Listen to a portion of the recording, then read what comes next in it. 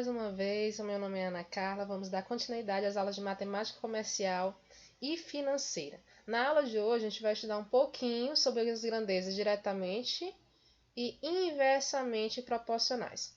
Mas, inicialmente, o que são grandezas, né?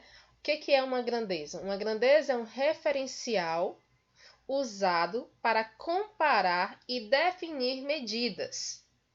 Então, tudo que pode ser usado para definir as medidas são grandezas. As grandezas físicas mais conhecidas e mais usadas no dia a dia são o comprimento, a distância, a massa,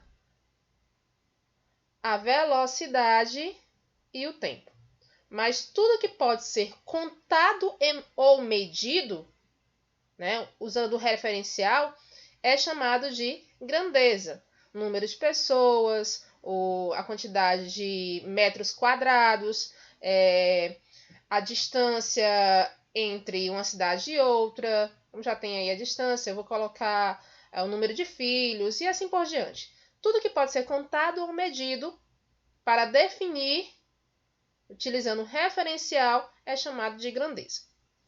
Com duas medidas obtidas a partir de uma grandeza, é possível construir uma razão. A gente viu na aula anterior, né, nas aulas anteriores, que a razão, gente, a razão, na verdade, é uma divisão entre essas medidas, expresso por meio de uma fração.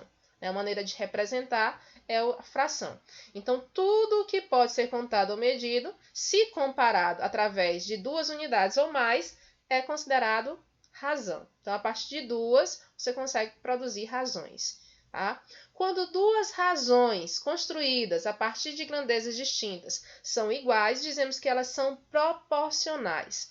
Nós vimos também que existe proporcionalidade, né? Existe proporção se a gente tiver uma igualdade entre razões. Então, quando elas são iguais, as razões são iguais, existe a proporcionalidade. As grandezas são proporcionais. Aqui nós vemos que as grandezas, quando são comparadas, podem ser comparadas de duas maneiras, ok? A gente vai estudar um pouquinho mais.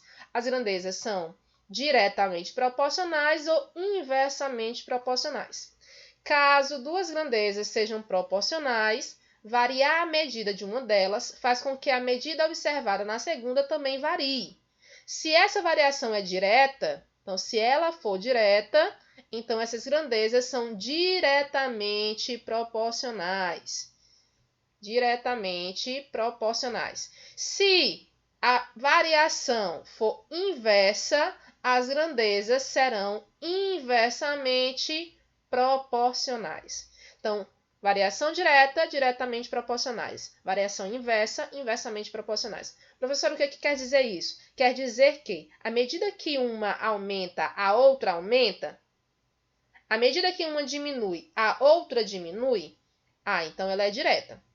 Diretamente proporcional. Porque ela aumenta junto ou diminui junto. A inversa, à medida que uma aumenta, a outra diminui. É inversamente proporcional. É uma contrária à outra. Ok? E nós vamos estudar, a partir de agora, o que são grandezas diretas e inversamente proporcionais. Na aula de hoje, a gente vai se preocupar com a direta. Próxima aula, a gente faz a proporção inversa. Proporcionalidade direta. Duas grandezas são diretamente proporcionais quando a variação de uma implica na variação da outra, na mesma proporção. Ou seja, duplicando uma delas, a outra também duplica. Reduzindo pela metade, a outra também reduz na mesma quantidade. E assim por diante. Foi o que eu disse. Se uma aumenta, a outra aumenta junto. Se uma diminui, a outra diminui junto. Na mesma proporção. Vamos lembrar disso, na mesma proporção. Ok? Então, fiquem atentos. Sempre tem que ser a mesma proporção. Vamos ver um exemplo, para que isso fique mais claro. Então, o exemplo que eu coloquei está aí, Vamos lá. Em uma gráfica são feitas impressões de livros escolares. Em 2 horas são realizadas 40 impressões. Então, aqui o tempo em horas e as impressões, que é o número. Ok? Então, em 2 horas, nós temos 40 impressões. Em 3 horas, a mesma máquina produz mais 60 impressões. Então, em 3 horas, 60 impressões. Em 4 horas, 80 impressões. Em 5 horas, 100 impressões. Então, o que está acontecendo? O que está acontecendo aqui nesse exemplo? Observe que à medida que eu aumento o tempo está aumentando, está aumentando aqui mais 1 hora, nós temos que a quantidade de impressões aumentam 20. Tá? À medida que aumenta 1 hora, aumenta 20. E se eu aumentar mais ainda, mais impressões serão feitas. Se eu colocar 6 horas, 120, 7 horas, 140, vai aumentando de 1 em 1 hora, vai aumentando de 20 em 20 impressões. Mas, para matemática, como é que a gente pode expressar isso que eu estou dizendo para vocês aqui? A constante de proporcionalidade entre as grandezas é encontrada pela razão entre o tempo e o número de impressões. Então, nós temos uma razão aqui, A razão é a divisão entre as medidas. Nós temos o tempo, que é dado em horas, dividido pelo número de impressões. Ou seja, 2 horas para 40 impressões. Se eu simplificar, dividindo por 2 aqui e aqui, isso aqui dá 1 sobre 20. É o que eu observei anteriormente aqui. À medida que eu aumento 1 hora, acrescentam 20 impressões. Esse 1 sobre 20 recebe o nome de quociente de proporcionalidade. Tá? Ele é o meu quociente de proporcionalidade.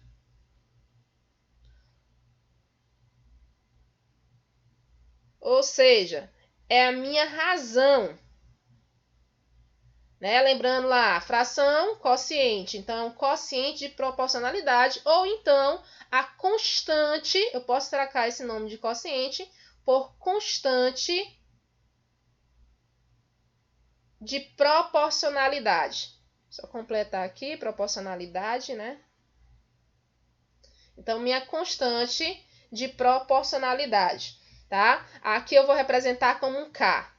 Então, K é igual a 1 sobre 20. Por que isso? Porque à medida que eu for aumentando 1 hora, vai aumentar 20 impressões.